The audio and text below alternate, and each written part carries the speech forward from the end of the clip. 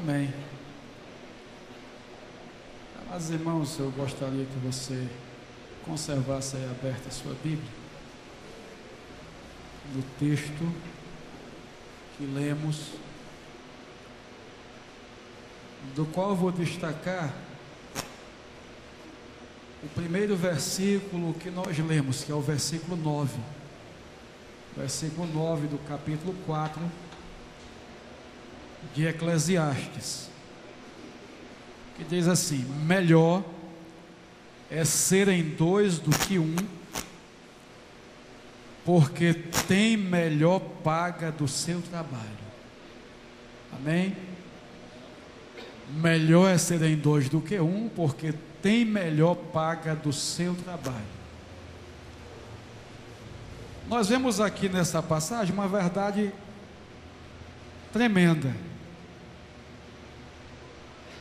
Eu tenho visto pessoas dizerem que antes de casar trabalhavam e não tinham nada, e depois que casaram, que era para ser o contrário, não é? Porque aumenta as despesas, você vai começar a fazer gastos que não fazia quando era solteiro. É exatamente quando começa a possuir alguma coisa. Tem gente que, mesmo demorando a casar, muitas vezes tenta fazer algo, construir algo e não consegue.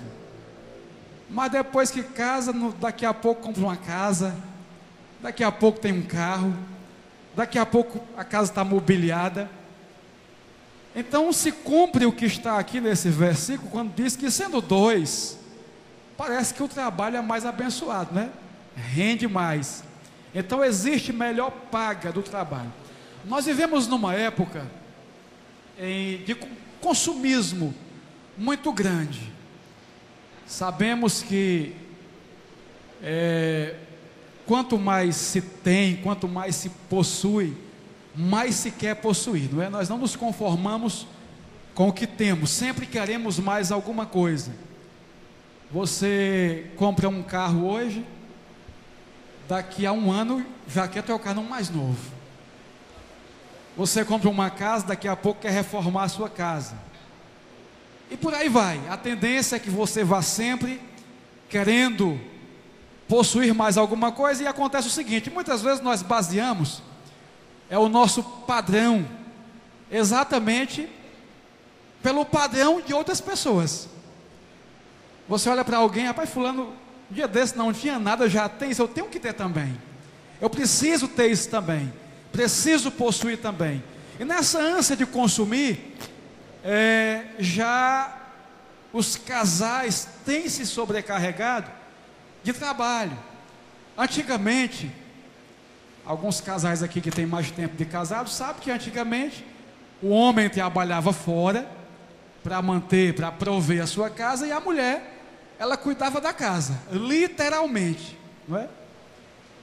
Há pessoas que dizem assim: o homem trabalhava e a mulher não trabalhava. Eu discordo, não é? Na verdade, o homem trabalhava fora, porque me parece que a mulher, mesmo em casa, trabalha mais do que o homem, né?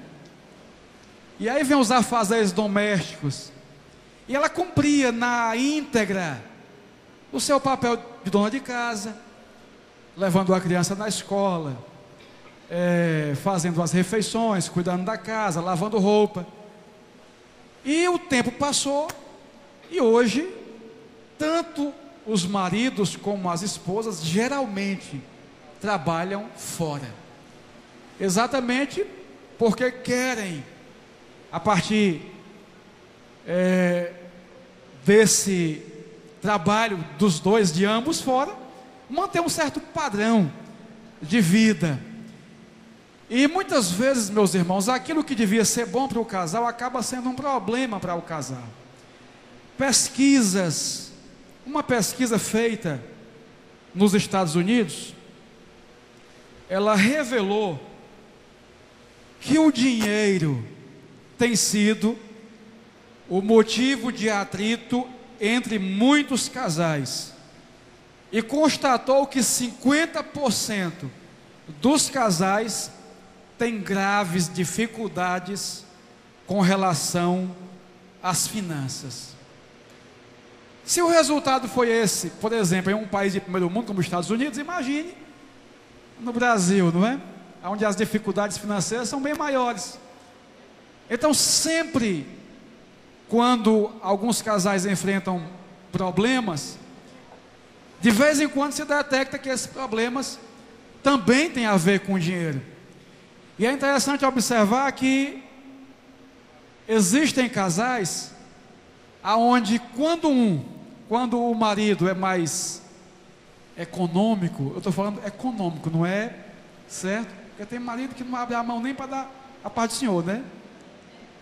Certo? Ele é mais econômico, controlado. Às vezes a mulher é mais gastadeira.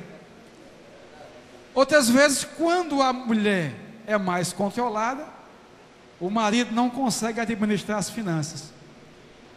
E até aí ainda dá para equilibrar. E quando os dois são descontrolados, não é?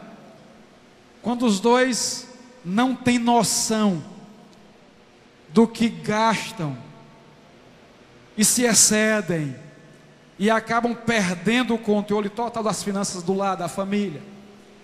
Há também o caso em que os dois são bem controlados, não é? Em que os dois parece-me que estudaram na mesma cartilha, né? Um diz não gaste, o outro assina embaixo. E conseguem manter um controle mesmo das finanças. No entanto, é interessante notar, irmãos, que aquilo que Deus nos dá é também para usufruirmos. Você precisa ter um controle, mas também nem tanto, não é? Olha só um versículo aqui nesse texto que nós lemos. O versículo que antecede o que li é o versículo 8. A última parte que diz assim, falando acerca de um homem que não tem filho nem irmã, contudo não cessa de trabalhar, e seus olhos não se fartam de riquezas, e não diz: para quem trabalho, eu, se nego à minha alma os bens da vida. Também isto é vaidade e enfadonho no trabalho. Ou seja, para quem você está produzindo se não usufrui daquilo que você produz com o seu trabalho? Então nosso trabalho também é para ser usufruído, desfrutado. Agora, claro, com muito equilíbrio, pensando no amanhã, pensando no futuro, pensando nos dias maus, nos dias difíceis, que sempre vem. A gente sabe que sempre vem. Você vai bem até um certo ponto financeiramente, de repente as coisas podem sair do controle, você pode passar por uma situação que não estava prevista e passar por um momento de dificuldade. Se algum casal aqui nunca passou por esse momento de dificuldade, não fica triste não, que você vai passar ainda, viu? Sempre acontece. De vez em quando a gente enfrenta uma situação aonde, quando você controla, equilibra, você vai conseguir exatamente superar e vencer, e com a bênção de Deus seremos vitoriosos. Eu vou compartilhar com vocês aqui alguns pontos com relação a essa questão financeira, e vejamos algumas recomendações úteis. Cada casal é responsável pela forma como vai ganhar e também como vai gastar o seu dinheiro. Então vejamos aqui algumas recomendações. Primeiro, o casal deve ter um orçamento, ok? Este orçamento deve incluir as despesas ordinárias e também uma reserva para despesas extraordinárias. Observa-se que é digno de nota que o casal que mantém uma boa contabilidade quanto às suas despesas irá em quase tudo gastar menos e mais sensatamente do que aqueles que não fazem isto. O casal deve lutar para permanecer dentro do orçamento. Quando nós nos casamos, irmãos, a gente tem uma ideia, tem uma noção de como é que você vai viver, não é? Quando eu me casei, por exemplo, eu já vim morar numa casa própria, nunca paguei aluguel, graças a Deus. Mas a minha casa, quando eu comprei, foi aqui no Timbó. E para vocês terem uma ideia do preço da casa, que não dá para a gente fazer aqui uma avaliação, porque naquela época eu nem sei quanto valia o valor que eu paguei pela casa. Mas para você ter uma ideia, naquela época tinha casa de graça no Timbó para quem quisesse morar sem pagar nada. Só para você ter uma ideia, certo? Aqui tinha casa abandonada e tinha gente simplesmente entrando. Quem mora aqui há mais tempo sabe disso. Mas eu comprei uma casa aqui no Timbó. E a minha casa, quando eu comprei, a metade do valor da casa foi um irmão meu que pagou, e a outra metade eu parcelei, né? Só para você ter uma ideia aí vaga da dificuldade. E eu vim morar numa casa simples, do jeito que a Coab entrega, uma casa B, e a geladeira eu recebi numa dívida que uma pessoa me devia, semi-nova, mais usada. O sofá recebi numa outra dívida, ainda bem que tem alguém me devendo, né? Porque se não tivesse, recebi numa outra dívida. O fogão, meu pai me deu de presente. O botijão, uma tia me deu de presente. E o que eu comprei assim, novo na loja para casa, foi uma salazinha, uma copazinha de 4 cadeiras, um pequeno buffet, foi o que eu comprei. Nem dormitório deu para comprar, certo? Os casais quando vão casar hoje, a primeira coisa que compra é o dormitório, né? Primeira coisa, pode não ter geladeira, mas é a primeira coisa que compra. E a gente, irmão, sabe que vai viver dentro de um orçamento. Então, às vezes eu tenho visto casais com problemas na vida conjugal hoje, exatamente porque depois que casam, querem exigir do marido mais do que ele pode oferecer. Ah, porque você não compra isso, porque você não compra aquilo, não me dá isso, não me dá aquilo. Não casou sabendo quanto ele ganhava, não é? Jesus certa vez disse assim: nem só de pão viverá o homem, mas de toda palavra que sai da boca de Deus, não é? Aí eu digo o seguinte: nem só de amor vive o casal, não é? Um certo casal, acho que eu já contei até isso aqui para os irmãos, mas vou só relembrar. Um certo casal estava para casar, e aí o rapaz estava desempregado. Ele disse para a moça: olha, não adianta a gente casar agora, eu não posso, estou desempregado, nem estou trabalhando, nem pretendo, né? Mas ela muito apaixonada: meu filho, mas a gente dá um jeito e tal, vamos casar. E insistiu até que o rapaz resolveu casar. E casaram. No primeiro dia, ele foi comer na casa da mãe, e a esposa ficou em casa com fome. E ela havia feito uma promessa para ele, que se eles casassem não tinha nenhum problema, porque enquanto estivesse vendo ele, estava tudo bem. Meu amor, enquanto eu estiver ali vendo, tá bom. E baseado nessa filosofia, eles casaram. No primeiro dia, ele foi na casa da mãe, comeu lá, e ela ficou em casa com fome. No segundo dia, a mesma coisa. No terceiro, ela não aguentou mais e foi reclamar para ele: meu filho, deu um jeito, eu estou aqui que não me aguento mais de fome, mas você não falou que enquanto estivesse me vendo estava bom? Sim, só que eu não estou mais lhe vendo não. A fome era tão grande que já tinha parado de enxergar, não é? Então não se vive só de amor. Tem que se casar pensando no orçamento, dentro do orçamento que você tem, e se conformar. Resolveu casar? Quer casar? Então vamos enfrentar o relacionamento dentro das nossas condições. E Deus honra, irmãos, Deus abençoa quando você consegue se controlar, manter um equilíbrio, gastar menos do que ganha, porque o problema está em quando se gasta mais do que se ganha, não é? Mas se você consegue gastar menos do que o que você ganha, você mantém equilibrado seu orçamento. Aos poucos as coisas vão fluindo, você vai equilibrando o seu orçamento, e o Senhor abençoa e prospera. Então o casal precisa ter um orçamento. Vamos comprar isso, dá para comprar?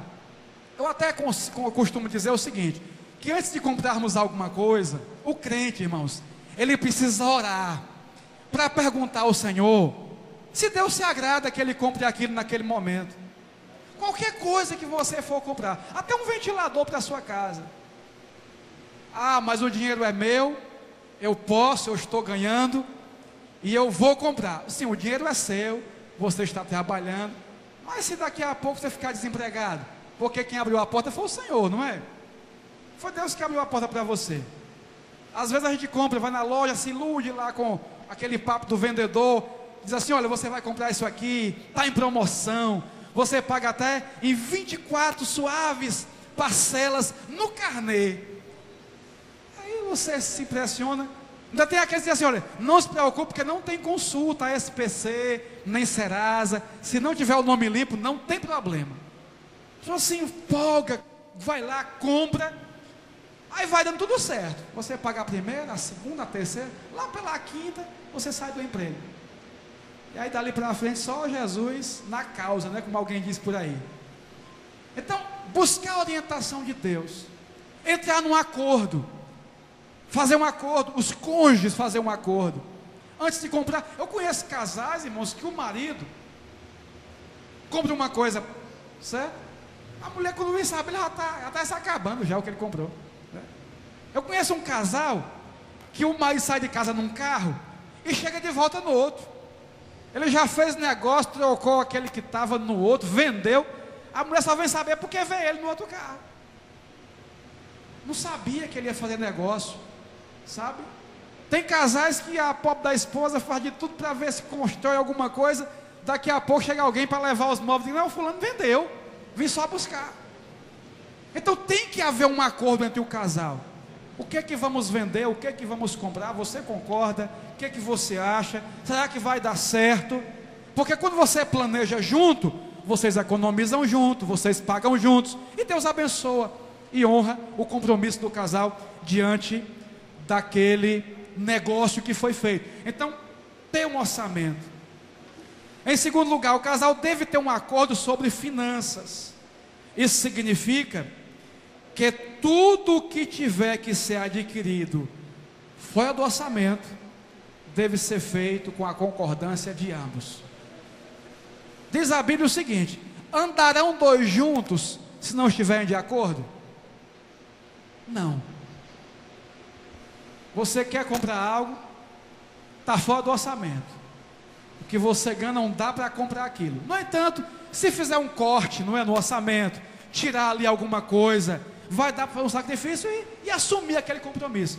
Então é preciso que haja um acordo entre o casal antes de comprar, exatamente por conta do corte que vai haver no orçamento, para depois não ter um murmurando, reclamando: ah, eu preciso disso, eu quero isso, mas nós não concordamos, a gente não conversou sobre isso, que íamos abrir mão disso, que íamos tirar isso do nosso orçamento, exatamente para suprir a deficiência que tínhamos e adquirir esse bem para a nossa casa, para a nossa família.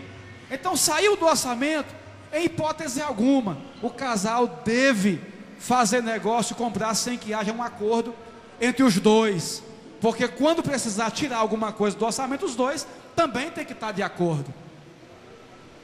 Em terceiro lugar, as compras devem ser decididas segundo critérios racionais.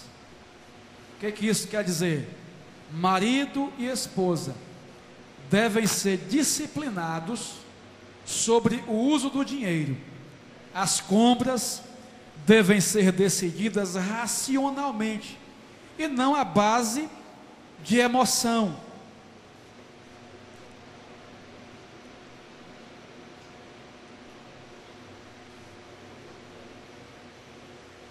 Saber usar bem o dinheiro, fazer compras necessárias e em condições satisfatórias, é mais uma questão de atitude do que de técnica. Pessoas disciplinadas usam disciplinadamente o dinheiro.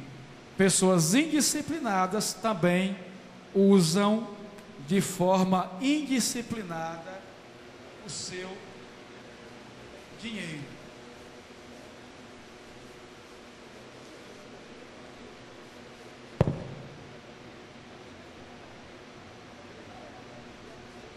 Há casais, irmãos, que vez ou outro estão discutindo por causa de dinheiro. Não sei se vocês lembram de uma história que o pastor Cláudio Duarte contou num dos vídeos que a gente exibiu aqui, aonde ele disse que um irmão chegou para ele e disse: pastor, eu não aguento mais a minha mulher, porque a mulher pede dinheiro demais. Eu chego em casa à noite, a mulher pede dinheiro. Eu vou sair pela manhã, a mulher pede dinheiro. Eu venho em casa para almoçar, a mulher pede dinheiro. Eu não estou mais aguentando. Aí ele perguntou para o irmão, né? Meu irmão, mas o que essa mulher faz com tanto dinheiro? Pastor, eu não sei, que eu nunca dou. Eis a razão porque a esposa vivia pedindo, não é? Quer dizer, ela, se fosse esperar por ele, abrir a mão, ser generoso, vamos dizer assim, e lhe dar alguma coisa para que ela pudesse também satisfazer algumas necessidades, sem dúvida, a situação seria outra. E muitas vezes acontece isso. E essa falta de disciplina que muitas vezes existe em alguns casais, aonde consomem de forma desregrada, de forma indisciplinada, pode trazer um grande prejuízo à vida do casal, à vida conjugal. E casamento, meus irmãos, custa caro, certo? Custa caro. Uma vez o filho perguntou para o pai, né? Papai, quanto custa para casar? Meu filho, eu não sei, eu estou pagando até hoje. Ele não tinha terminado de pagar ainda, não é? Então, casamento, meus irmãos, é até o fim da vida, e há um preço, não é? É caro. Vocês aqui todos são casados, deve ter alguns 2 ou 3 casais que não são. Então, não quero desestimular os que não são, pelo contrário, certo? Vale a pena pagar o preço, não vale, irmãos? Sim ou não? Amém, não é? E há casais que têm problemas, exatamente por causa de dinheiro, certo? Tem dificuldades de lidar com o dinheiro. E nós sabemos que quando Deus criou o casal, criou o homem e criou a mulher, Ele dividiu os papéis, não é? Ele deu um papel ao marido e deu um papel à esposa. E cumpre ao marido o papel de provedor. Não é verdade? Não tem como fugir dessa responsabilidade. O papel de provedor. Deus não fez o homem nem superior, nem melhor, nem mais importante que a mulher. E nem a mulher foi criada superior nem inferior ao homem. Apenas os papéis é que são diferentes, a responsabilidade é que é diferente. Então o papel do homem é o papel de provedor, de sustentador da casa. A mulher foi dada por ajudadora, não é? Adjutora, ou seja, ela pode ajudar o marido a prover a casa, mas não é responsabilidade total dela. Se ela trabalhar fora para somar o seu salário com o salário do marido e assim fortalecer o orçamento da família, isso é muito bom, mas não é responsabilidade total da esposa, é responsabilidade do marido sustentar a casa, prover a casa, e ele tem que cumprir com esse papel, ele precisa assumir essa responsabilidade. E aqui acolá casais têm problemas nessa área porque o marido negligencia exatamente a sua responsabilidade, ao seu papel. Mas é preciso entender que cabe ao esposo, que cabe ao marido administrar. Nós sabemos que existem exceções, não é? Há casos em que a mulher, ela administra as finanças da família. Isso pode acontecer por algumas razões. Existe aquela situação em que a mulher administra as finanças da família porque o marido simplesmente não quer, né? Ele confia no potencial da esposa, aí no final do mês chega com o dinheiro do salário do mês, não é? Meu filho, está aqui, é com você, pague as contas, certo? Faça as compras que tiver que ser feitas. E interessante, irmãos, que às vezes funciona mesmo, não é? A mulher sabe administrar, controlar, equilibrar, economizar. Então há uma transferência da responsabilidade. Ele confia na esposa e passa para ela a responsabilidade. Já existe aquele caso em que a mulher, ela faz isso por omissão do marido, irresponsabilidade mesmo, ele não quer compromisso, então ela resolve certo? Assumir, porque sabe que ou ela assume, ou o negócio vai desandar, vai sair do controle, e a família vai naufragar financeiramente. Também existe aquela situação onde a mulher assume porque ela quer, não é? É porque ela assume o papel de administradora financeira da casa, e ai do marido se quiser impedir, né? Se quiser intervir, e o marido tem que baixar a cabeça e entregar para a mulher: está aqui, minha filha, faça o que você quiser. Aí para ela trabalhar no outro dia tem que pedir a passagem a ela, né? Minha filha, dia do ônibus para ir trabalhar, né? Se ela der, ele vai de ônibus; se não der, vai ter que ir de bicicleta, a pé, dá um jeito, não é? Porque simplesmente ela usurpou o papel que deveria ser do marido. Mas biblicamente falando, dentro do plano original de Deus, dentro da visão de Deus em relação ao casal, à família, é responsabilidade do marido o papel de provedor e administrador financeiro da casa, da família. Em quarto lugar, o casal só deve fazer dívidas quando isto for absolutamente necessário. Uma vez um certo cidadão foi assaltado e seus cartões de crédito foram roubados. Aí ele, conversando com um amigo, falando disso, o amigo perguntou: e você não deu queixa na polícia? Ele disse: não, porque o ladrão está gastando menos do que a minha mulher. Quer dizer, a esposa com o cartão dele na mão fazia um estrago maior do que o ladrão estava fazendo. Então ele preferiu deixar na mão do ladrão mesmo o cartão de crédito, não é? Então muitas vezes existem essas coisas, irmãos, que acarreta dívidas e que trazem a médio e a longo prazo um resultado terrível para a família. Dívida tem sido a causa até de separação, de problemas sérios de relacionamento. E é preciso ter cuidado para não se endividar além daquilo que está na condição ou dentro da sua condição de pagar de ação. Eu sei que viver sem dívida hoje é meio difícil, não é? É meio complicado. Se eu fosse perguntar aqui quem não tem dívida, né, eu ia até talvez ver todos vocês levantarem a mão, porque na verdade é quase impossível hoje você viver sem dívida. Mas se pudéssemos viver assim, seria muito interessante, seria muito bom se pudéssemos conduzir a nossa vida sem nos endividarmos. E as dívidas trazem uma série de inconvenientes. Os juros que comem boa parte da renda familiar, o devedor que acaba trabalhando para o credor. Além disso, o credor pode se aproveitar da situação para dominar aquele que está lhe devendo.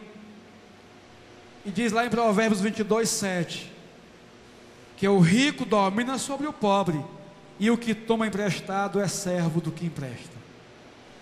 Então temos que ter muito cuidado para não nos endividarmos além da conta, e com isso não trazer um problema sério para o relacionamento conjugal, para a família, para o futuro da família, enfim. Em quinto lugar, o casal precisa viver dentro da sua realidade socioeconômica. A gente tem que viver de acordo com o que se ganha, não é? É muito bom quando você ganha 100 e vive dentro dos 100 e depois passa a ganhar 1000. É muito bom, mas é muito ruim quando você ganha 1000 e vive dentro dos 1000, aí passa a ganhar 100. É terrível você se adaptar a uma realidade inferior à que você estava acostumado. É muito mais fácil, é muito mais prazeroso você se acostumar a uma realidade superior, e você vai adquirindo um padrão de vida também superior, e com isso você vai tendo despesas maiores, que exigem gastos também maiores, e que exige também que você ganhe mais, produza mais, enquanto que você, de repente, tem uma queda na sua renda, para se adaptar a uma realidade assim, é muito mais complicado. Então, temos que ter o cuidado para a gente viver de acordo com a nossa renda, com aquilo que está dentro de nossa realidade socioeconômica. Vivemos num mundo onde poucos têm muito e muitos têm pouco. E cada casal precisa aprender a viver dentro de uma realidade socioeconômica de acordo com aquilo que o casal vive. O apóstolo Paulo diz em Filipenses 4, do 11 ao 13 o seguinte: aprendi a viver contente em toda e qualquer situação. Tanto sei estar humilhado, como também sei ser honrado. De tudo e em todas as circunstâncias, já tenho experiência, tanto de fartura como de fome, assim de abundância como de escassez. Tudo posso naquele que me fortalece. Tem gente que usa esse versículo para determinar a prosperidade na sua vida, não é? Está liso, sem dinheiro, aí quer fazer uma dívida porque quer comprar algo que não pode comprar, mas eu vou comprar porque eu tudo posso naquele que me fortalece. Aplica o texto totalmente fora do seu contexto. Paulo está dizendo exatamente o contrário: sei viver sem nada e sei viver com abundância, sei ser exaltado, sei ser humilhado. Ou seja, em qualquer situação, em qualquer circunstância, eu sei viver, porque tudo posso naquele que me fortalece.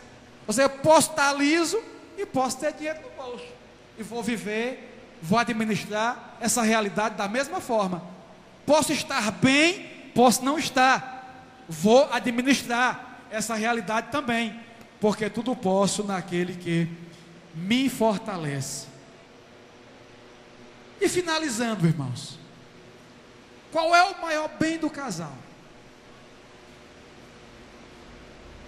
O que você acha que é o seu maior bem? Alguém arriscaria dar um palpite? Qual é o maior bem do casal? Qual é?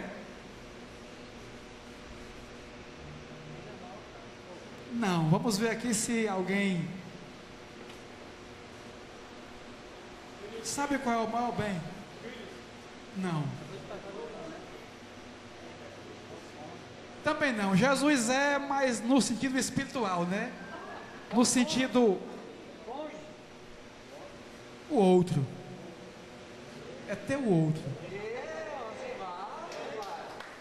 Osivaldo está apaixonado, pessoal. Estamos no mês de junho, não é mês romântico, não é? O romantismo está no ar, não é? É o mês dos namorados. O maior bem do casal é o outro. Sabe por que não é os filhos? Eu vou dizer que não é os filhos. Porque os filhos crescem e vão fazer a sua própria vida, vão viver a sua própria vida. E o casal, ele começa só os dois e termina só os dois. Sabia disso, irmãos? Olha, tem casais passando por dificuldades depois de haver criado os filhos, e depois dos filhos viver a própria vida, construir família, casar e ir embora, e agora vivem uma dificuldade terrível, como dois estranhos, como dois conhecidos apenas. Sabe por quê? Porque durante toda a vida conjugal pensaram tanto nos filhos que esqueceram do outro. Os filhos são importantes, sim, como filhos. Filho é filho. Filho nunca vai assumir o papel do marido na vida conjugal e nem da esposa. Eu vou dar aqui um exemplo que Eu vivo esse exemplo, certo? Às vezes as minhas filhas reclamam, porque às vezes a gente vai almoçar, aí eu estou trabalhando, demora um pouquinho a subir, às vezes para lá o almoço, e o pedaço melhor ela bota no meu prato. Aí a Julie, que não está aqui, não é? Ela disse: mãe, por que o melhor é para o pai? Diz logo assim, certo? É a caçula, não é? Quer dizer, tem cônjuges que às vezes deixa de cuidar bem um do outro, de cuidar bem do marido, de cuidar bem da esposa, para cuidar melhor do filho do que do próprio cônjuge. Investe mais nos filhos do que no cônjuge. Entenda, meus irmãos, não estou inferiorizando aqui os filhos de forma alguma, mas o filho tem o seu lugar de filho. Não substitui marido, não substitui pai, não substitui mãe. Tem marido ou esposa que às vezes fala mal do cônjuge para os filhos. Isso não é interessante, cria uma imagem negativa do pai, da mãe para os filhos. Então filho é filho. E um dia o filho vai casar, vai construir família, vai ser pai, vai ser mãe, e vocês vão ficar só, certo? E aí você vai fazer o que agora? Aí tem gente que vive do saudosismo. Ah, se o meu filho estivesse aqui. Ah, se a minha filha ainda estivesse comigo. E o marido? E a esposa não está aí? Um lugar que nunca deveria ter sido preenchido por ninguém, nem substituído por ninguém, ao longo do tempo foi sendo substituído. Aí quando o filho saiu de casa, já não conseguem mais o casal viver em harmonia, viver bem, investir um no outro, exatamente pela ausência de alguém em quem se investiu a vida inteira, mas que agora foi embora. O filho partiu, agora o filho é pai, agora a filha é mãe, agora o filho é marido, agora a filha é esposa. E vocês? O que são um para o outro? Isso vai acontecer, meus irmãos, mais cedo ou mais tarde. Com quem não aconteceu ainda, vai acontecer. Se não morrer logo, ou se Jesus não voltar, se os dois envelhecerem juntos, do jeito que começou vai terminar. Casalzinho lá, os dois, certo? E é um que tem a responsabilidade de cuidar do outro pela vida inteira. Quem fez os votos no dia do casamento foram os cônjuges, não foram os filhos. E como é que diz os votos? Cuidar dele na saúde ou na doença, na riqueza ou na pobreza, na alegria ou na tristeza, até os filhos nascerem. É assim? Até quando? Até que a morte os separe. Cuidar dela na saúde ou na doença, na riqueza ou na pobreza, na tristeza ou na alegria. Até quando? Até que a morte os separe. Então os votos feitos diante de Deus no dia do casamento, eles são válidos e devem ser vividos até que a morte os separe. E às vezes há casos em que a esposa transfere o sentimento maior que deveria ocupar o seu coração para um filho, para uma filha. E muitas vezes cuida melhor do filho e da filha do que do marido, do que da esposa. E o marido ou a esposa vai sendo colocado em segundo plano. E um dia, quando os dois estiverem só, não passam de dois estranhos dividindo a mesma casa, o mesmo ambiente, sem mais aquele sentimento que existia no início da vida a dois. Então, o maior bem do casal não é dinheiro, não é imóveis, não é automóvel, é ter um ao outro. Jó, ele tinha tudo, não era? Tinha dinheiro, tinha joias, tinha propriedades, tinha até filhos. Interessante que ele perdeu tudo, até os filhos, só não perdeu a mulher, né? Essa ele não perdeu. E mesmo não é diante daquela situação que envolveu a vida de Jó, no auge do seu sofrimento, da sua dor, a mulher, irmãos, de Jó, era quem estava lá do lado dele, achando bom ou achando ruim, eu não sei, né?